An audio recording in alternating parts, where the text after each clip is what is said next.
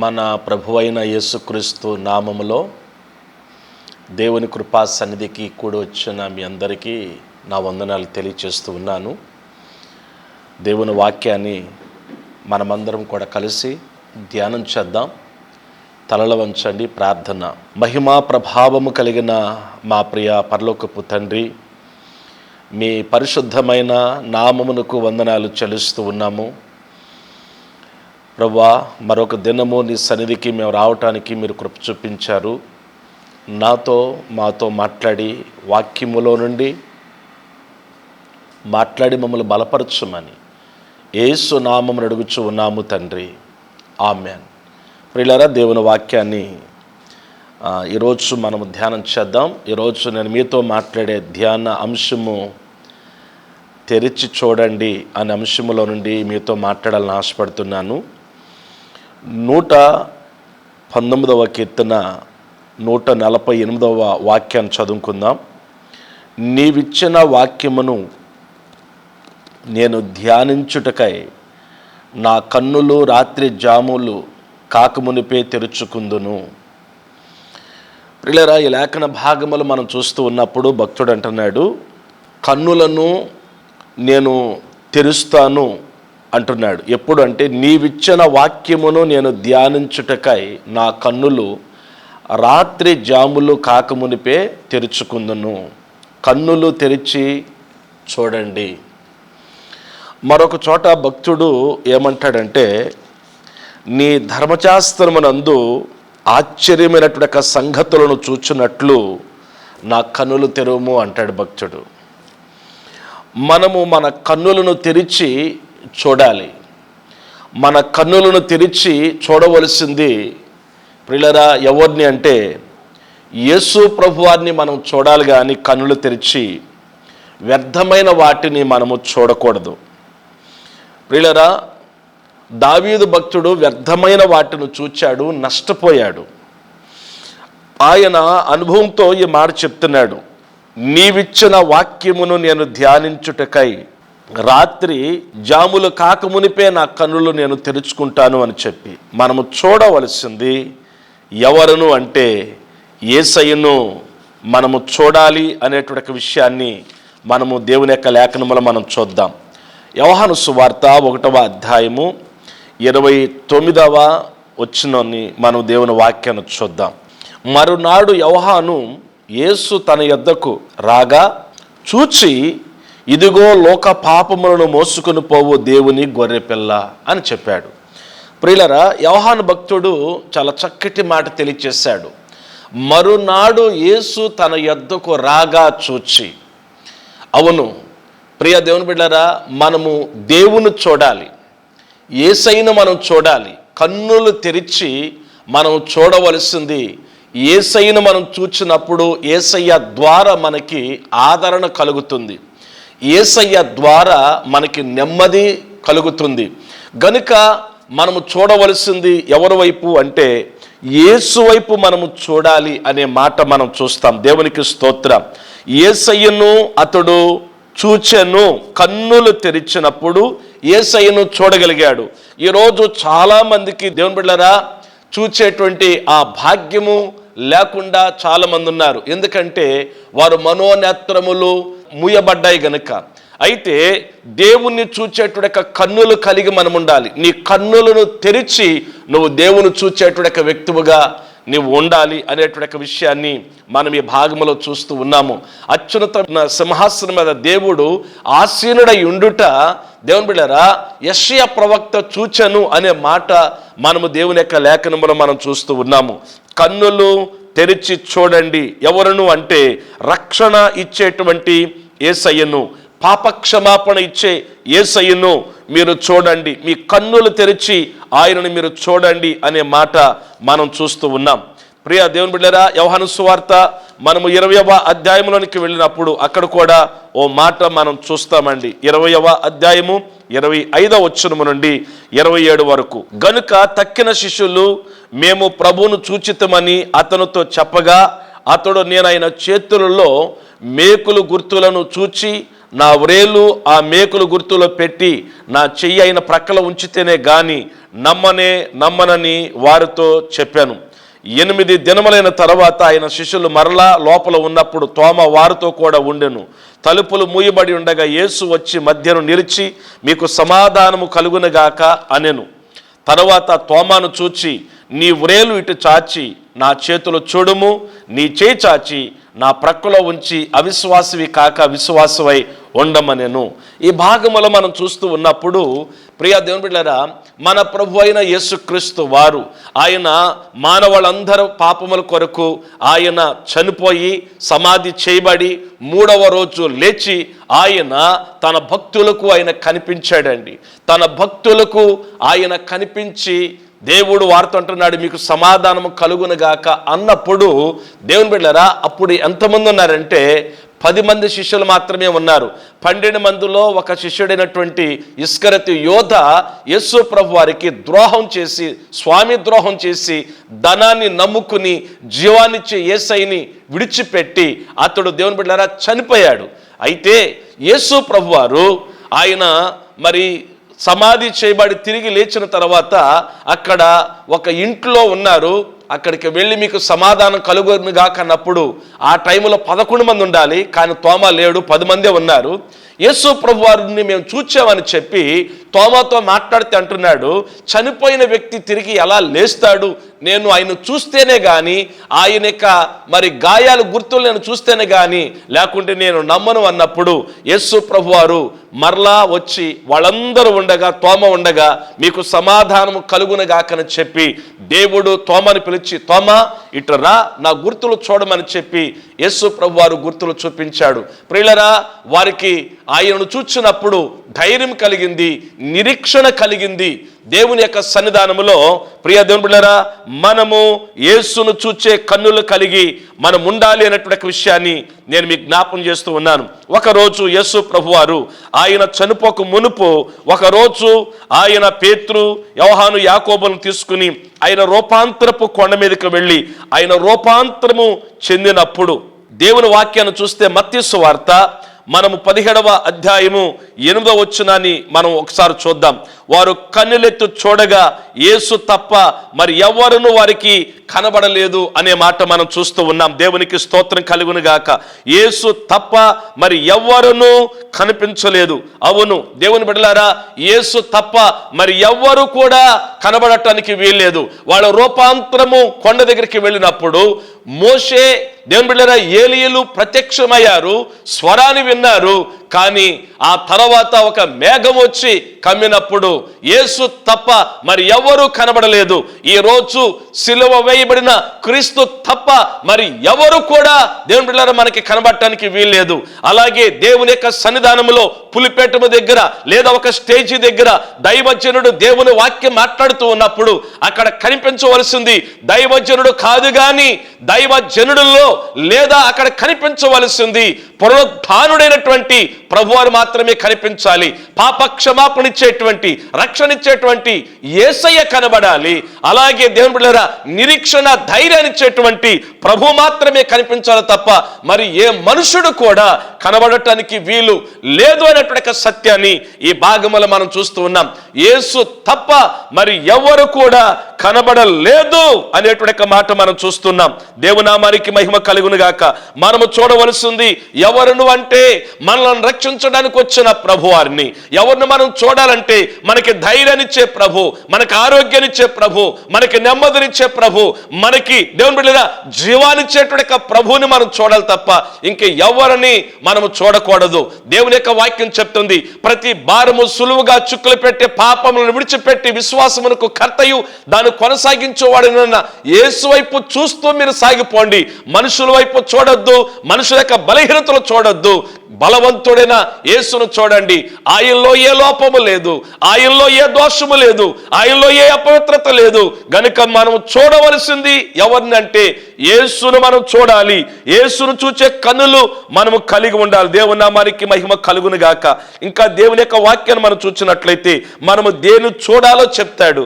యోహాను సువార్త 4వ అధ్యాయంలోనికి మనం వెళ్ళి 35వ వచనం చూస్తే ప్రభువారు తెలియచేస్తాడు. అక్కడ 4వ అధ్యాయము 35వ వచనం, ఇంకా 4 నెలలైన తర్వాత కోతకాలం వచ్చునని మీరు చెప్పుదురు కదా, ఇదిగో మీ కన్నులెత్తి పొలములను చూడుడి, అవి ఇప్పుడే తెల్లబారి కోతకు వచ్చున్నామని మీతో చెప్పుచున్నాను.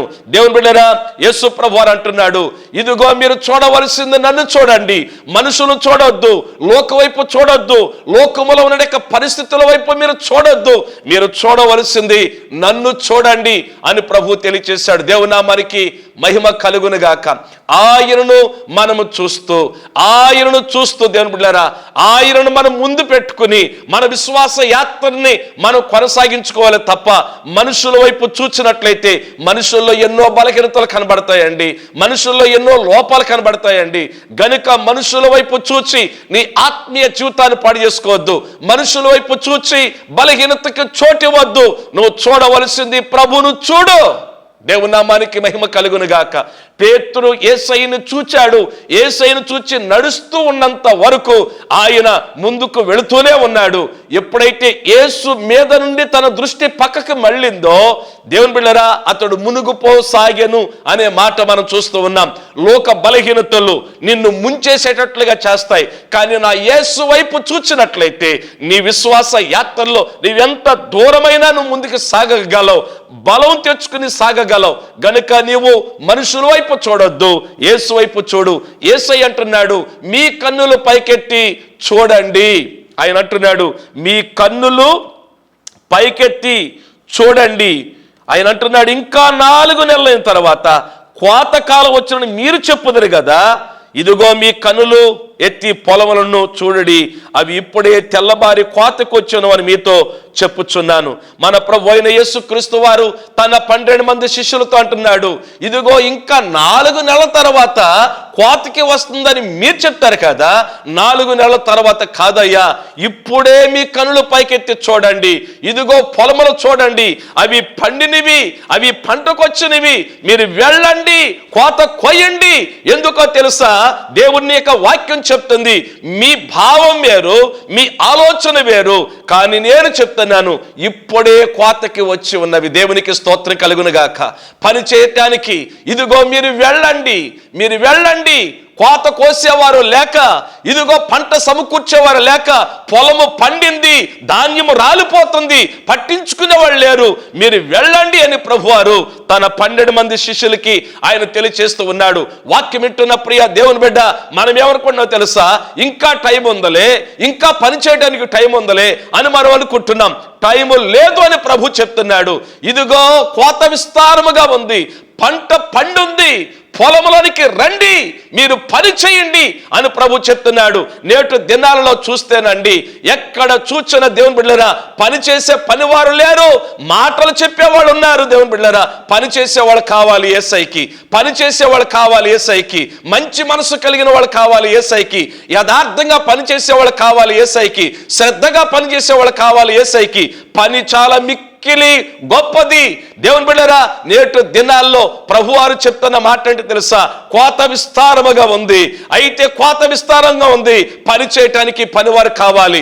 ఈ రోజు దేవుని బిడ్డలారా, పని చేసే పనివారు లేరు, పని చేయించుకునే వాళ్ళు ఉన్నారు. ఈ రోజు దేవుడు మాట్లాడుతున్నాడు, మీ కన్నులు పైకెత్తి చూడండి, పొలములను చూడండి. ఎంతమంది నశించిపోతున్నారు, ఎంతమంది పాపములో జీవిస్తున్నారు, ఎంతమంది చెడులో ఉన్నారో చూడండి. ఎంతమంది త్రాగుబోతులుగా, తిరుగుబోతులుగా, మోసగాళ్ళుగా, ఎంతమంది తమ కాలమునకు ముందే దుర్మార్గపు పనులు చేసి చచ్చిపోతున్న వాళ్ళందరూ ఉన్నారు చూడండి. మీ కన్నులు పైకెత్తి చూడండి అని ప్రభు మాట్లాడుతూ ఉన్నాడు. దేవుని నామానికి మహిమ కలుగును గాక. ప్రియ దేవుని బిడ్డలారా, సమయము లేదండి, దినములు చెడ్డవి గనక సమయాన్ని పోనీక, సమయాన్ని సద్వినియోగం చేసుకునొచ్చు. అజ్ఞానుల వలె కాక జ్ఞానుల వలె నడుచుకోండి అని దేవుని వాక్యం చలవిస్తుంది. అనేక మంది నశించిపోతున్న ఈ జనుల కొరకు ఎవరు ప్రార్థిస్తారు, ఎవరు ప్రకటిస్తారు? ఆలోచించండి. నిన్ను నన్ను దేవుడు రక్షించాడు. దేవుని సంఘమా, తినుచు త్రాగుచు నువ్వు నిద్రపోతూ ఉన్నావా? నువ్వు మేలుకోమని దేవుడు మాట్లాడుతున్నాడు. మేలుకో, నీ కన్నుల పైకెత్తు చూడు. ఎంతమంది నశించిపోతున్నారు. అనేక మంది యవన బిడ్డలు ఈనాడు నరకపు అంచెల మీద నాట్యమాడుతూ ఉన్నారు.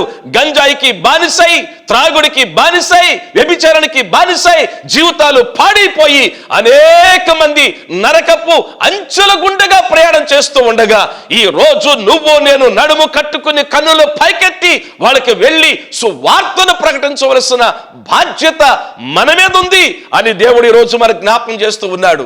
మీ కన్నులు తెరిచి చూడండి. 4 నెలల తర్వాత కోతకొస్తుందని మీరు చెప్తున్నారు. 4 నెలల తర్వాత కాదు, ఇప్పుడే అవి కోతకి వచ్చి ఉన్నవి. ఈ సన్నివేశం ఎక్కడ చెప్తున్నాడు తెలుసా? సమరయ ప్రాంతంలో దేవుడు మాట్లాడుతున్నాడు. అనేక మంది నశించిపోతుంటే మేము యూదులము, మేము ఎక్కడికి వెళ్ళాం, మేము నిష్ట కలిగిన వాళ్ళం, మా కులం గొప్ప, మేము చాలా గొప్ప అని మాట్లాడుతూ ఉన్నావు. నీవు దేవుని పనిని నిర్లక్ష్యం చేస్తూ ఉన్నావు. మీరు వెళ్ళండి అని ప్రభు మాట్లాడుతున్నాడు. దేవునికి మహిమ కలుగునుగాక. మీరు వెళ్ళండి, పని మిక్కిలి గొప్పది. పని చేసేవాళ్ళు కావాలి నాకు. నా పొలంలోకి వచ్చి మీరు పని చేయండి అంటున్నాడు ప్రభువారు. రాలిపోతున్నాయ్యా, బాధ్యత లేకుండా ఉన్నారు. చాలామంది బాధ్యత లేకుండా ఉన్నారు. మాకు సమయం లేదు అంటున్నారు. ప్రార్థించడానికి సమయం లేదు, దేవుని యొద్దకు రావడానికి సమయం లేదు, సువార్త ప్రకటించడానికి దైవజనులతో కూడా కలిసి పనిచేయడానికి సమయం లేదని చెప్పుతున్నటువంటి సంఘాలు ఎన్నో ఉన్నాయి. ఈరోజు పట్టణము ప్రాకారములు కూలిపోతున్నాయి. బాధ్యత లేకుండా ఉన్నావు నీవు. దేవుడు మాట్లాడుతున్నాడు, మీ కన్నులు పైకెత్తి పొలములను చూడండి. మీ కన్నులు పైకెత్తి పొలములను చూడండి, అవి ఇప్పుడే తెల్లబారి కోతకు వచ్చున్నామని మీతో చెప్పుచున్నాను. రెండయ్యా, పని చేయండి అని ప్రభు మాట్లాడుతున్నాడు. అనేక మందిని నా తట్టు తిప్పండి. అసత్యములో నుండి సత్యములోనికి ప్రజలను తిప్పండి. నరకములో నుండి, అగ్నిలో నుండి లాగినట్లుగా కొందరినైనా మీరు రక్షించండి అని ప్రభు మాట్లాడుతూ ఉన్నాడు. కొద్దిమంది మాత్రమే ఆయన పనిలో నమ్మకంగా ఉన్నారంట. మిగతా వాళ్ళందరూ కూడా సాకులు చెప్పేవాళ్ళే. ఆ సాకులు చెప్పే బ్యాచ్లో మనం ఉండొద్దండి. ఆయన పగలంతా పనిచేశాడు, రాత్రంతా ప్రార్థన చేశాడు. భోజనం చేయటానికి కూడా వాళ్ళకి సమయము లేనంతగా వాళ్ళు పనిచేశారని దేవుని వాక్యములు మనం చూస్తూ ఉన్నాం. మీ కన్నులు తెరిచి యేసును చూడండి. మీ కన్నులు తెరిచి ఇదిగో పొలములను చూడండి. మీరు అనేక మందిని నా సన్నిధికి సమకూర్చమని ప్రభు మాట్లాడుతూ ఉన్నాడు. దేవుని నామానికి మహిమ కలుగునుగాక. మీ కన్నులు తెరిచి చూడవలసింది ఏంటి తెలుసా? ఈ లోకములో రాకడ గుర్తులను మనం చూడాలంటండి. మత్తయి సువార్త 24వ అధ్యాయం 2వ వచనములో ప్రభు చెప్తాడు. మత్తయి సువార్త 24వ అధ్యాయం 2వ వచనం మనం చదువునట్లయితే, అందుకైనా మీరు ఇవన్నీ చూచుచున్నారు కదా, రాతి మీద రాయి ఒకటైన ఇక్కడ నిలిచి ఉండకుండా పడద్రోయబడినని మీతో నిత్యముగా చెప్పుచున్న వారితో నేను. ఆయన ఒలీవల బండ మీద కూర్చున్నప్పుడు శిష్యులు ఆయన వద్దకు ఏకాంతముగా వచ్చి, ఇవి ఎప్పుడు జరుగును, నీ రాకడకును ఈ యుగ సమాప్తికిను చూసినలేమి మాతో చెప్పమనగా, యేసు వారితో ఇట్లనెను, ఎవడును మిమ్మల్ని మోసపరచుకోకుండా చూచుకునడి. అనేకులు నా పేరట వచ్చి నేనే క్రీస్తుని చెప్పి పలువురిని మోసపుచ్చెదరు. మరియు మీరు యుద్ధముల గూర్చియు యుద్ధ సమాచారముల గూర్చి వినబోదురు. మీరు కలవరపడకుండా చూచుకునడి. ఇవి జరగవలసి ఉన్నవి కానీ అంతము వెంటనే రాదు. జనం మీదకి జనమును, రాజ్యం మీదకి రాజ్యమును లేచును. అక్కడక్కడ కరువులను, భూకంపములు కలుగును. ఇవన్నీ వ్యాధులకు ప్రారంభము. అప్పుడు జనులు మిమ్మల్ని శ్రమల పాలు చేసి చంపెదరు. మీరు నా నామము నిమిత్తము సకల జనుల చేత ద్వేషించబడదురు. అనేకులు అభ్యంతరపడి ఒకరినొకడు అప్పగించి ఒకరినొకడు ద్వేషింతురు. అనేకులైన అబద్ధ ప్రవక్తలు వచ్చి పలువురిని మోసపుచ్చెదరు. అక్రమం విస్తరించుట చేత అనేకుల ప్రేమ చల్లారును. అంతవరకు సహించువాడు ఎవడో వాడే రక్షింపబడను. మరియు ఈ రాజ్య సువార్త సకల జనులకు సాక్షార్థమై లోకమంతటను ప్రకటింపబడను. అటు తర్వాత అంతము వచ్చును. ఇప్పుడు నేను మత్తయి సువార్త 24వ వచనము నుండి 14వ వచనం వరకు చదివాను. ఈ భాగములో మనం చూస్తున్నప్పుడు రాకడ గుర్తులు ప్రభు చెప్తున్నాడు. ఈ రాకడ గుర్తులన్నీ మీరు చూస్తూ ఉన్నప్పుడు ఇదిగో రాకడికి ముందు ఇవి జరుగుతాయి, ఇంత భయంకరంగా ఉంటుంది. ఇవన్నీ మీరు చూచి కలవరపడకుండా, వేదన చెందకోకుండా ప్రేమ కలిగి ఉండండి. నా యొక్క సువార్తను మీరు వెళ్ళి ప్రకటించండి అని చెప్పి ప్రభువారు వారికి తెలియచేస్తూ ఉన్నాడు. గనుక దేవుని బిడ్డలారా, మొట్టమొదటగా మన కన్నులను తెరిచి మనము యేసయ్యను చూస్తూ, పొలాలు చూచి అంటే నశించిపోతున్న జనాలను చూచి మనము వారికి సువార్తను ప్రకటించాలి. నా జనులకు కలిగిన నాశనం నేను చూడగా నా కన్నీరు వేరులై పారుచున్నది అంటాడు యిర్మీయా ప్రవక్త. అవునండి, విలపించేవారు కావాలండి, ప్రార్థించేవాళ్ళు కావాలండి, ప్రకటించేవాళ్ళు కావాలండి, సహకారులు కావాలండి. సంగమా, లేచి నడుము కట్టు, ముందుకు సాగో, బలహీనతకి చోటు వద్దు. అందుకే ఒక భక్తుడు రాశాడు, తినుచు త్రాగుచు అంటాడు. తినుచు త్రాగుచు ఆ పాట రాస్తాడు. ప్రభు యేసు రాకడ గురించి మాట్లాడుతూ, ప్రభు యేసు రాకడ సమీపించే నిప్పుడే, సిద్ధపడుమో క్రైస్తవుడా, సంసిద్ధపడుమో సోదరుడా, సిద్ధపడుమో క్రైస్తవుడా, సంసిద్ధపడుమో సోదరుడా.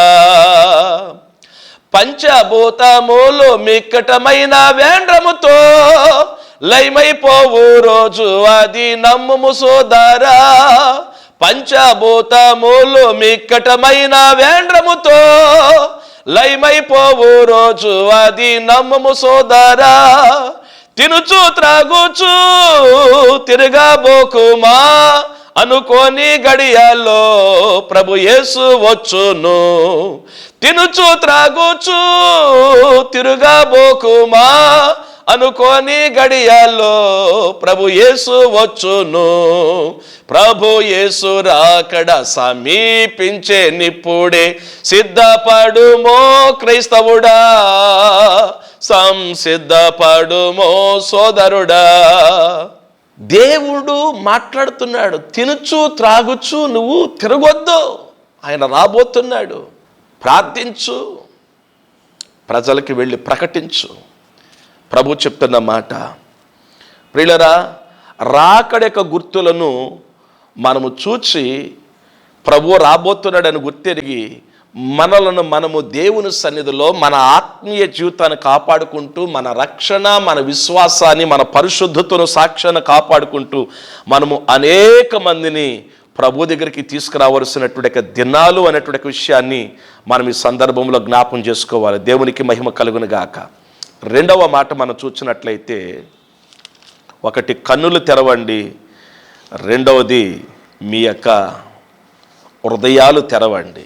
దేవుని వాక్యాన్ని చూద్దాం. ప్రకటన గ్రంథం 3వ అధ్యాయము 20వ వచనాన్ని ఒకసారి మనము చదువుకుందామండి. ఇదిగో నేను తలుపు నొద్ద నిలుచుండి తట్టుచున్నాను, ఎవడైనను నా స్వరము విని తలుపు తీసినడలా నేను అతని యొద్దకు వచ్చి అతనితో నేనును నాతో కూడా అతడును భోజనము చేయుదుము. ఇది ప్రభు చెప్తున్న మాట. ఏం చేయాలంట? ఆయన తలుపు నొద్ద నిలుచుండి తట్టుచున్నాడు. ఎవడైనను నా స్వరము విని తలుపు తీసిన ఎడల నేను లోపలికి వస్తాను అని ప్రభు మాట్లాడుతున్నాడు. ఏంటి ఇదంటే, హృదయం అనేటువంటి యొక్క తలుపును మనము దేవుడికి మనము తెరిచే వారముగా మనం ఉండాలి అనేటువంటి విషయాన్ని నేను మీకు జ్ఞాపకం చేస్తూ ఉన్నాను. దేవుని నామానికి మహిమ కలుగును గాక. మనము దేవుని బిడ్డలారా, మన హృదయం అనేటువంటి తలుపు మనము తెరిచి ప్రభుని మనలోనికి మనము ఆహ్వానించాలంట. ఆయన మన దగ్గరికి ఆయన రావటానికి ఇష్టపడుతున్నాడు. నీ కన్నులు తెరువు. రెండవది, నీ యొక్క తలుపులు, హృదయం అనేటువంటి తలుపులను నువ్వు తెరవమని దేవుని యొక్క వాక్యములో మనం చూస్తూ ఉన్నాం. సోలమితు దగ్గరకు ప్రియుడు వచ్చాడు. ప్రియుడు వచ్చి తలుపు తీయమని చెప్పి ఆయన అడుగుతూ ఉన్నాడు.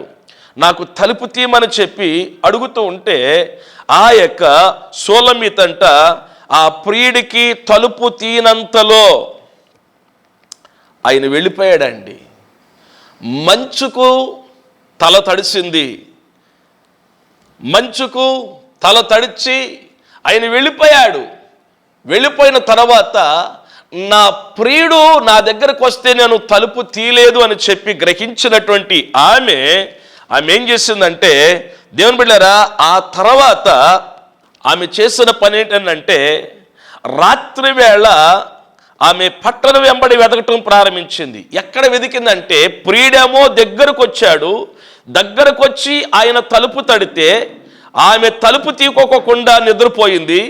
వెళ్ళిపోయిన తర్వాత జరిగినటువంటి విషయం ఏంటంటే, పరమగీతము 3వ అధ్యాయం 2వ వచనములో, నేను ఇప్పుడే లేచేదను, పట్టణ వెంబడి వెదుకుదును, సంత వీధుల్లోను రాజవీధులను తిరుగుదును, నా ప్రియుని వెదుకుదునని నేను అనుకుంటుని, నేను వెదికినను అతడు కనబడలేదు. గమనించారా?